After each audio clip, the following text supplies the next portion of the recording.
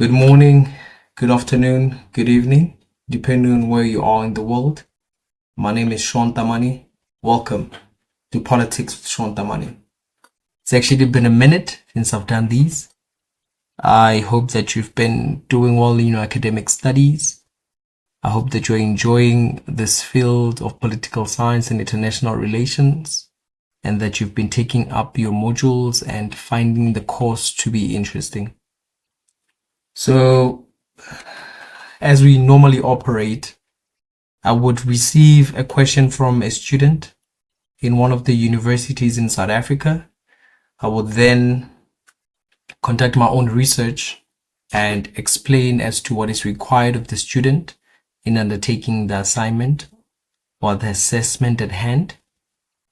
So today we have an email which reads, "Good day, sir. I hope you are well.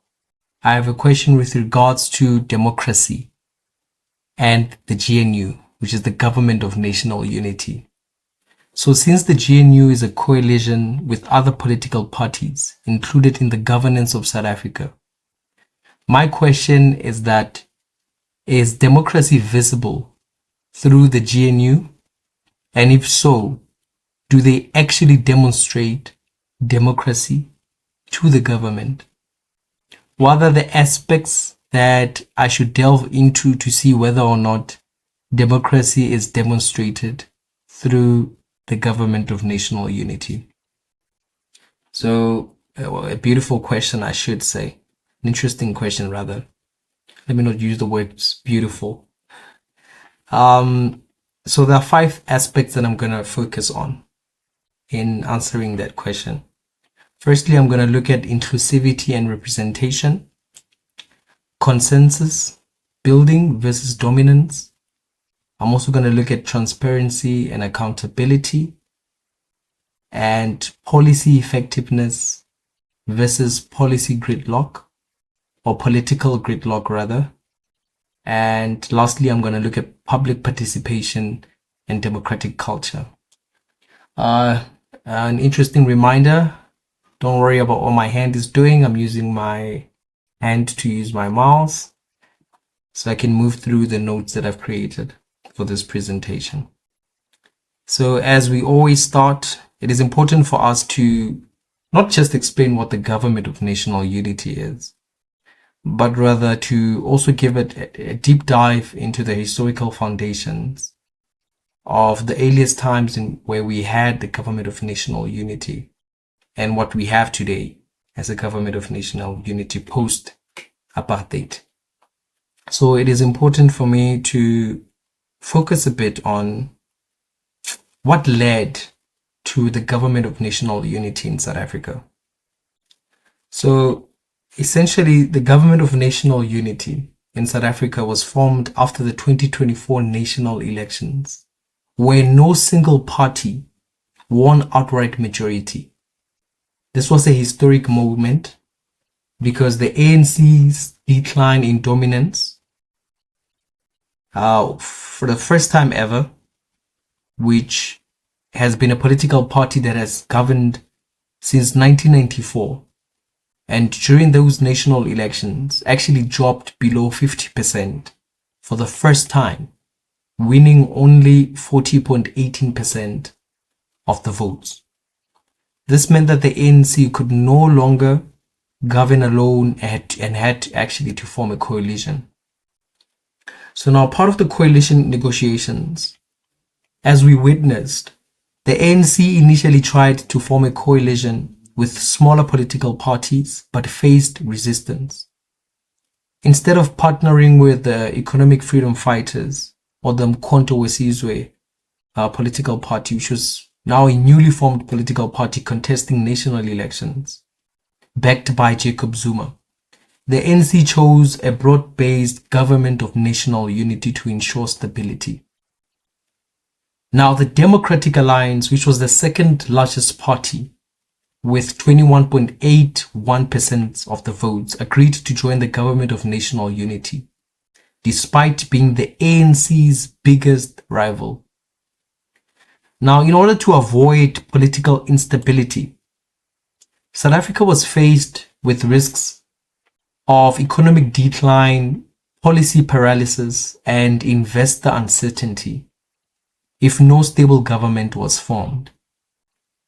Now, the government of national unity was seen as a way to prevent radical policy shifts, like the EFF's nationalization demands, and also it had to maintain investor confidence.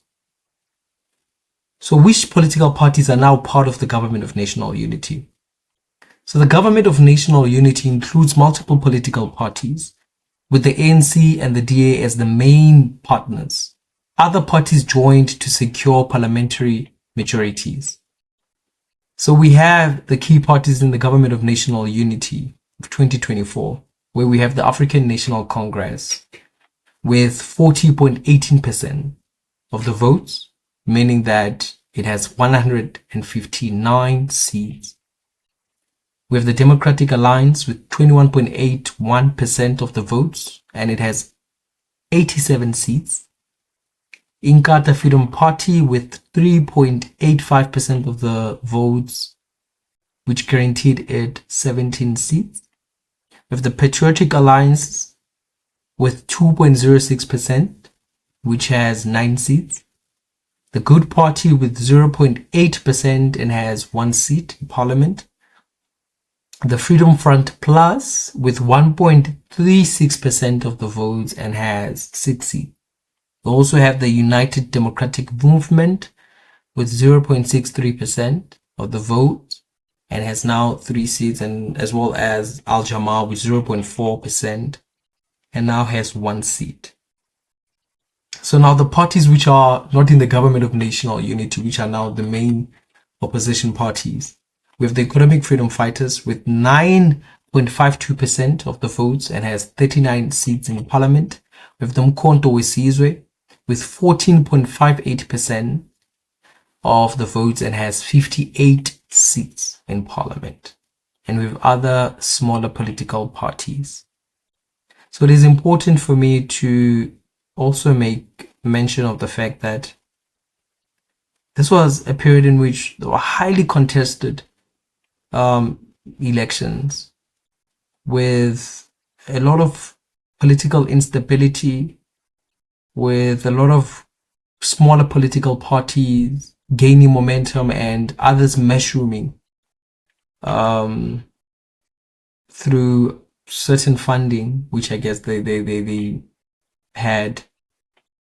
And now it was an interesting period because I think we witnessed as a country a period in which, for the first time ever, not just individuals having to participate in the elections, but rather people were expressive of how they felt about the dominant party at the time, which was the African National Congress. People came out to express how they truly felt, because this was also during a period in which we had witnessed a lot of our political office bearers who were fingered into corruption cases, extortion, money laundering. There were so many cases that mushroomed prior to the elections, which to a consequence rather could be one thing that we say led to the decline of the ANC at the polls rather. So now we had multiple political parties which had contested the elections, and it is important to also make that distinction that for the first time ever, we've had a multi-party system where multiple political parties contest elections. However, we've had a dominant party in which the ANC always won the national elections consecutively. But for the first time ever, it has dipped below 50% and has lost its majority in parliament. So now let's make a comparison. Okay, before we make a comparison, maybe I should focus on why did the ANC choose a government of national unity instead of a regular coalition? So now, in order to avoid radical patterns, the African National Congress did not want to rely on the EFF or the Mkhonto Wesizwe party, which have more extreme policies like land expropriation without compensation. And also one could attribute this to other mounting challenges that we had witnessed, where the newly formed Umkhonto weSizwe party was formed or championed by Utata Jacob Zuma, who was going through a bit of a hustle with the African National Congress, and basically caused this split organization, which contested the very same political party in which he was a stern supporter of. So I could also understand why maybe the ANC saw it not fit to partner, I guess, with the Umkhonto weSizwe party, because also of the ongoing court battles with regard to the name of Umkhonto weSizwe political party. So these contestations, however, could now be attributed to the reasons why the ANC would want to avoid Umkhonto weSizwe party in a coalition government. Now, also we understand that there's not been quite a good working relationship between the ANC and the EFF. In as much as there is information in the past that to some extent EFF political party has supported ANC members to take up certain positions in municipalities with certain conditions rather.